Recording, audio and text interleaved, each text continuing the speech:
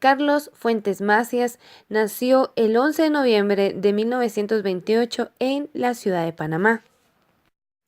Su padre era diplomático, por lo que el escritor pasó su infancia en diversas capitales de América, como Montevideo, Río de Janeiro, Washington, D.C., Santiago de Chile, Quito y Buenos Aires, Argentina.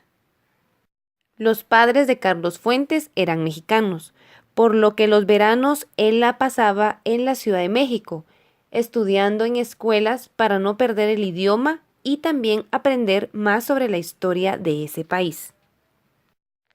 A los 16 años regresó a México y entró en el bachillerato. Luego se inició como periodista colaborador de la revista Hoy y obtuvo el primer lugar del concurso literario del Colegio Francés Morelos. Se graduó de Derecho por la Universidad Nacional Autónoma de México y en Economía en el Instituto de Altos Estudios Internacionales de Ginebra. Se desempeñó como delegado de México en numerosos organismos internacionales y desde 1972 hasta 1976 como embajador de su país en Francia. Destacó como profesor de las universidades de Princeton y Columbia y catedrático en las de Harvard y Cambridge. Gran aficionado al cine, escribió varios guiones. Durante toda su vida colaboró con periódicos y revistas de ambos lados del Atlántico. Fue un escritor intelectual y diplomático mexicano, uno de los autores más destacados de su país y de las letras hispanoamericanas. Autor de novelas como La Legión más transparente, La muerte de Artemio Cruz, Aura, Cambio de piel y Terra Nostra. Recibió múltiples premios, entre ellos el Premio Rómulo Gallegos en 1977, el Premio Cervantes en 1987, el Premio Príncipe de Asturias de las Letras en 1994 y fue nombrado Gran Oficial de la Legión de Honor en 2003 y en 2009 Caballero Gran Cruz de la Orden de Isabel la Católica.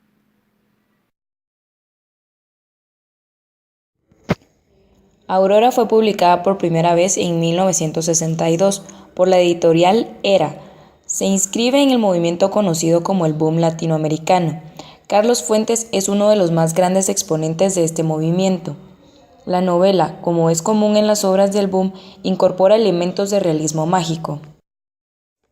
La novela fue objeto de censura en el 2001, cuando el secretario de Trabajo en México, Carlos Abascal, se quejó en la escuela de su hija porque la maestra de español había pedido a las alumnas que lo leyeran. La maestra fue despedida. El hecho suscitó un enfrentamiento entre los escritores Carlos Monsiváis y Elena Poniatowska, que defendían a Fuentes, y altos funcionarios del gobierno mexicano y miembros del alto clero que defendieron a Abascal. A fin de cuentas, la censura conservadora siempre tiene el efecto contrario, y en vez de esconder, hace aquello que la censura sea más evidente y notable. La novela trata sobre el deseo, la vejez, la juventud y la belleza. Trata sobre el anhelo desmedido de juventud de una mujer. Incorpora elementos de realismo mágico, y no se sabe a ciencia cierta si todo lo que sucede es una alucinación del personaje principal, o si en efecto, la joven Aura y la anciana Consuelo son la misma persona. Los personajes de esta historia es Felipe Montero, que es el joven historiador, Consuelo Llorente es una anciana viuda del general Llorente, y Aura, que es la sobrina de Consuelo. La historia comienza con un historiador joven llamado Felipe Montero, que estaba almorzando en su café preferido de la ciudad. De repente voltea a ver un estante donde ponen anuncios y se detuvo a leer uno que le llamó mucho la atención. Era uno que solicitaba un tipo de persona muy particular, historiador joven que hablara francés, y lo querían inmediatamente. Él pensó que ese anuncio fue hecho para él, ya que cumplía con todos los requisitos antes mencionados y aparte era un buen salario. Apuntó la dirección por si acaso. Pasaron los días y dejó olvidado el anuncio, cuando de nuevo apareció con una mayor oferta de dinero. Fue cuando se decidió ir al lugar que decía la dirección para pedir el trabajo. Llegó al edificio de la dirección anotada en el anuncio. Era un pasillo oscuro, no se veía nada, y eso que eran alrededor de las 5 de la tarde. Cuando arribó al lugar, solo escuchó la voz de un señor que le dijo la dirección correcta para llegar a la puerta. Llegando a la puerta, escuchó la voz de una señora que le dijo que caminara derecho hacia ella. Llegando a ella, lo tomó de la mano y Felipe Montero explicó sobre el anuncio que vio pegado, que casi era perfecto para él.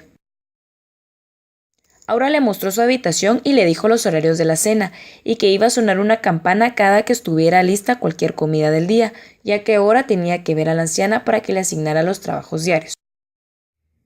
Después de ese día las cosas empezaron a tomarse un poco extrañas y a la vez favorables para él. Extrañas porque él veía cosas que la anciana le negaba, como el jardín que había arriba de su cuarto, imágenes de gatos amarrados y quemándose desde su ventana, gran cantidad de ratones rondando por la casa y escenas extrañas relacionadas con la anciana. Favorables porque cada día que pasaba se empezaba a llevar mejor con Aura, tanto que ya tenían horario para verse en las noches, a convivir y pasar tiempo como se debía. Al siguiente día bajó a desayunar. Siempre en la mesa estaba servido riñones en salsa de cebolla con una botella de vino, y Aura lo acompañaba a la mesa. Aura siempre se mostraba como en un estado de tipo sonámbulo, ya que muy apenas hablaba y solo estaba haciendo deberes del hogar sin motivación alguna. Todo lo hacía como robóticamente. Ese día el señor Montero fue a ver a la anciana para que le fuera a dar su primera tarea. En el cuarto de la señora, oscuro como toda la casa, tenía que guiar con un candelabro que le había prestado Aura, y la anciana le decía que cheque en los cajones de la esquina. Era la primera parte de todo el trabajo lo que tenía que hacer. Así que subió a su alcoba y empezó con el trabajo. No eran más que las aventuras de su difunto esposo, sobre cuándo se fue a vivir a Francia y cuándo convivió con emprendedores y cosas así. Y así pasaban los días, cada vez con más partes acabadas de la obra del esposo de la señora Consuelo, llamado General Llorente, y más se adentraba a la historia del matrimonio, hasta que un día la señora Consuelo decidió salir de la casa, y se quedó Montero y Aura solos en la casa. Así que Montero fue a verla a su alcoba como siempre, pero esta vez empezó todo el romance y la sensualidad que se puede desarrollar cuando una pareja está enamorada.